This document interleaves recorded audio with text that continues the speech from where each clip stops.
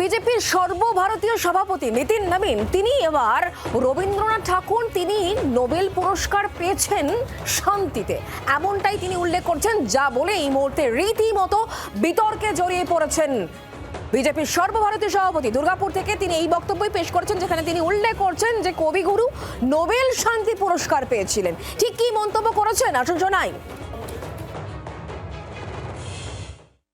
आज के दिन जिस योद्धा ने, मैं कह सकता हूं जिस कवि गुरु ने इस राज्य को ही नहीं पूरे देश को शिक्षा की नई पद्धति दी, जिसके लिए नोबेल शांति पुरस्कार दिया गया, वैसे आज रविन्द्रनाथ ठाकुर जी को भी स्मरण कर रहा हूं। আমরা কথা বলবো এই মুহূর্তে চিত্তরঞ্জন আমাদের সঙ্গে রয়েছেন, আমাদের প্রতিনিধি টেলিফোনে। চিত্তরঞ্জন, নীতিন নবীন যেটা বলছেন এইটা বলার পর তিনি কি আবার শুধরে নিয়েছেন? দেখো, এই কথাটা বলার পর তিনি শান্তি পুরস্কার পেয়েছিল রবীন্দ্রনাথ ঠাকুর, এবং তিনি তাদের যে এখানে বর্ধমানে দুর্গাপুরে যে কার্যকরী সম্মেলন হলেন সেই সম্মেলনে ভাষণের সময় তিনি এই কথা বলেন।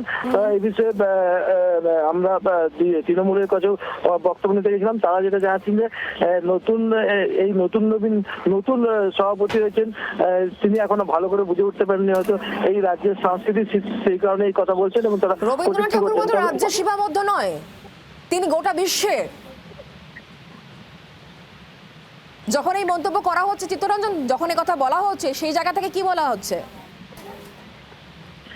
তিনি যেটা বলছেন যে নোবেল শান্তি পুরস্কার পেয়েছিল রবীন্দ্রনাথ ঠাকুর, তিনি বিজেপির কার্যকর্তা সামনে বিতর্কিত যে মন্তব্য করেছিলেন সেটা নিয়ে বিতর্ক ওঠে, এবং তিনি আরো বলেন যে আমি বলতে পারি যে কবিগুরু শুধু এই রাজ্যকে নয় পুরো দেশকে শিক্ষার এক নতুন পদ্ধতি দিয়েছেন। অন্যান্য বিজেপি নেতৃত্ব যখন মঞ্চে অন্যান্যরা উপস্থিত ছিলেন, তারা এই বিষয় নিয়ে কি বলেছেন? দেখো, এই বিষয়ে কেউ কোনো মন্তব্য করতে চাননি বা কোনো কথা হয়নি। তবে নীতিন নবীন যে কথা বলেছেন সেই নিয়ে দুর্গাপুর বুঝতে পারছি। চিত্তরঞ্জন, তুমি নজর রাখো। অনেক ধন্যবাদ আমাদের সঙ্গে টেলিফোন লাইনে থাকার জন্য। জয়প্রকাশ মজুমদার, তৃণমূল কংগ্রেস নেতা, এই মুহূর্তে আমাদের সঙ্গে রয়েছেন টেলিফোন লাইনে। জয়প্রকাশ দা, এবার নীতিন নবীন তিনি বলছেন যে রবীন্দ্রনাথ ঠাকুর তিনি নাকি শান্তিতে নোবেল পেয়েছেন, কি বলবেন আপনি?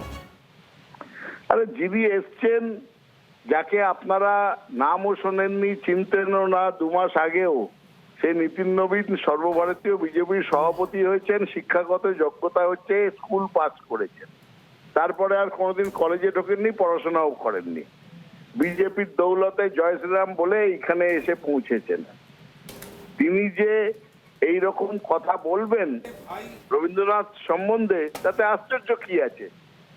বিজেপি পার্টিতে শিক্ষার বড় অভাব, বিশেষ করে বাংলার যারা আমাদের মনীষী তাদের সম্বন্ধে কেউ বলছেন বঙ্কিম দা, কেউ বলছেন বঙ্কিম দাস, কেউ বলছেন রবীন্দ্রনাথ সান্যাল, এরকম অহরহ। তার সঙ্গে আজকে নতুন যোগ করলেন নতুন যিনি সভাপতি হয়েছেন সর্বভারতীয়, যে রবীন্দ্রনাথ শান্তির জন্য শান্তি নোবেল পুরস্কার পেয়েছিলেন। কি বলবেন বলুন তো এদের? আবার তারপরে এরা এসে বলছেন যে বাংলার ভোট চাই, বাঙালিকে বলছেন বাংলার ভাষাটা জানেন না। বুঝতে পারছি। জয়প্রকাশ বাবু, অনেক ধন্যবাদ আমাদের সঙ্গে টেলিফোন লাইনে থাকার জন্য। বাংলার আওয়াজ, বাঙালির আবেগ, জি 24 ঘন্টা।